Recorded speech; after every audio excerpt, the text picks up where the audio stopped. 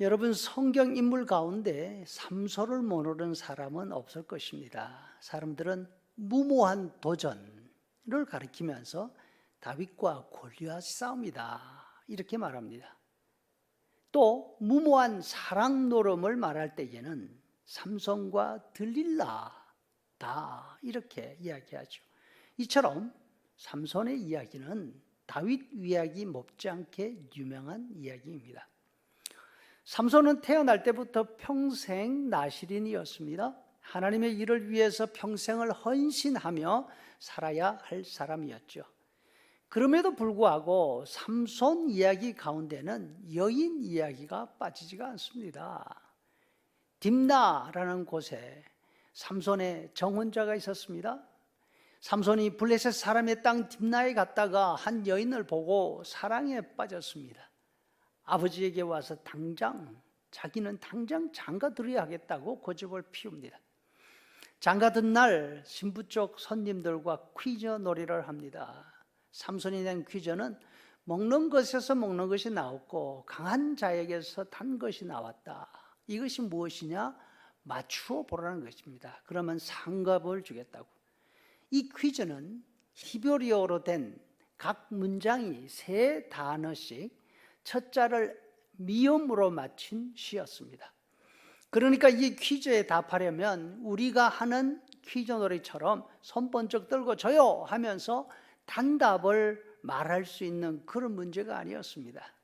이 퀴즈에 답하려면 똑같이 각 문장에 3단어씩 첫 자를 미음으로 운을 맞추어서 그런 시로 대답을 해야 되는 것이죠. 잔치가 벌어지는 7일 동안 퀴즈를 풀어야 하는데 이 사람들이 도무지 그 해답을 알 수가 없습니다. 그래서 삼손의 신부를 위협합니다.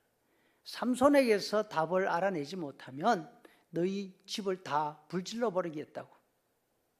결국 삼손은 울고 매달리는 신부에게 답을 알려주고 그 게임에서 지고 맙니다. 그리고 삼손이 3번째로 만난 여인이 소렉 골짜기에 있는 들릴라라는 여인, 우리가 너무나 잘 아는 여인이죠.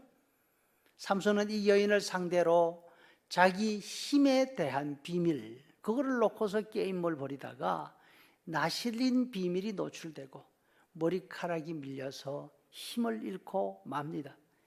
두 눈이 뽑히고 블레셋 사람들의 놀잇감이 되어버렸죠.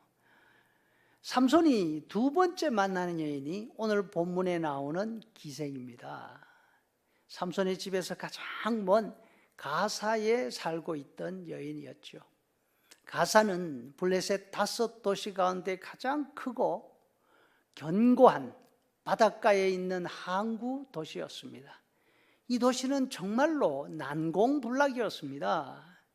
이 성이 얼마나 견고하고 튼튼한지, 이 성이 완전히 무너진 것은 그리스 대왕 알렉산더가 팔레스틴을 침공할 때였습니다. 알렉산더도 이 성을 점령하느라고 무려 수개월을 허비했다, 그렇게 기록되어 있습니다. 삼손은 이스라엘 사사로 이미 블레셋에게 잘 알려진 인물이었습니다. 그럼에도 불구하고 그 힘이 워낙 장사였기 때문에 자기들이 수도인 가사까지 내려오는데도 막을 수가 없었습니다. 가사까지 내려와서 기생집에 들어가 누웠지만 그냥 두고 볼 수밖에 없던 거죠.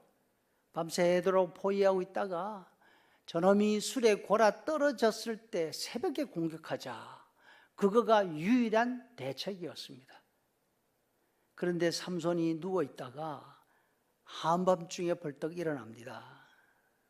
아마도 감시하고 있던 블레셋 사람들은 이게 원래 계획이 아닌데 그렇게 생각하면서도 어떻게 하지 못하고 있었을 것입니다.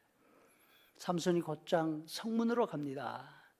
성문이 굳게 닫혀있는 모습을 보고 성문 짝을 붙듭니다. 그리고 번쩍 들어 올려버립니다. 문짝뿐 아니라 성문을 지탱하고 있던 양쪽 기둥과 문 위에 있는 지지대까지 함께 쑥 뽑혀버렸습니다. 당연히 그 위에 있던, 성문 위에 있던 망루, 그런 모든 시설들이 박살이 났을 거였죠. 성문을 쭉 뽑은 삼손은 성문 덩어리를 휙 던져버리고 뚜벅뚜벅뚜벅 자기 갈 길을 갔다. 그렇지 않습니다. 성문 덩어리를 양 어깨에 둘러 매더니 그것을 맨 채로 걸어나갑니다. 이스라엘 땅 헤브론 앞에 있는 산 꼭대기까지 갔습니다. 삼손을 잡으려고 칼과 창으로 무장하고 지키고 있던 블레셋 사람들의 표정이 어땠을까요? 궁금하죠. 말 그대로 아연실색하고 그 자리에 그냥 얼어붙어 버렸을 것입니다. 블레셋 땅 가사에서 헤브론까지 거리는 얼마나 될까요? 가사는 지중해 해변에 있는 도시입니다. 헤브론은 유대 광야로 들어가는 초입 산지에 있었습니다. 가사에서 헤브론까지 가려면 가파른 오르막길을 40마일 이상 가야 합니다. 가사 성문은 그 지역에서 가장 크고 육중하게 만들어진 문이죠. 무게는 말할 것도 없고 그 크기가 엄청났을 것입니다. 성문이니까 적어도 사람 키 2배 이상은 되었을 것입니다. 삼손은 그 덩어리를 어깨에 걸머쥐고 가는 겁니다. 걸머맸다고는 하지만 아마도 절반 이상은 땅에 질질 끌면서 갔을 것입니다. 아무런 이덕도 없이 그 무거운 짐을 끌고 헤브론 산중까지 말입니다. 삼손은 이 엄청난 일을 벌였지만 블레셋 장군은 고사하고 병사 하나 죽이지 못합니다. 이 일은 자신에게는 물론이고 이스라엘 사람들에게도 아무런 이득을 주지 못했습니다. 그저 자신이 가지고 있는 힘이 얼마나 대단한지 블레셋 사람들에게 또 이스라엘 사람들에게 그냥 보여주는 수준에서 끝났습니다. 삼손은 하나님께서 이스라엘을 구원하는 데 쓰라고 주신 그 힘을 자기 힘 자랑하는 데다가 써버리고 말았습니다. 여러분, 우리는 어떻습니까? 하나님께서 주신 것들, 하나님께서 주신 힘과 하나님께서 주신 지혜와 하나님께서 주신 모든 것들을 그 목적에 맞게 사용하고 있는지 우리 한번 돌아봤으면 좋겠습니다. 우리도 우리가 가진 것들을 쓰되 삼손처럼 공연히 나 자랑, 내 힘 자랑, 내 이쁜 거 자랑 하는 데 사용하지 말고 하나님이 주신 목적대로 다른 사람들에게 유익이 되고 하나님께 영광이 되는 일에 사용할 수 있기를 바랍니다.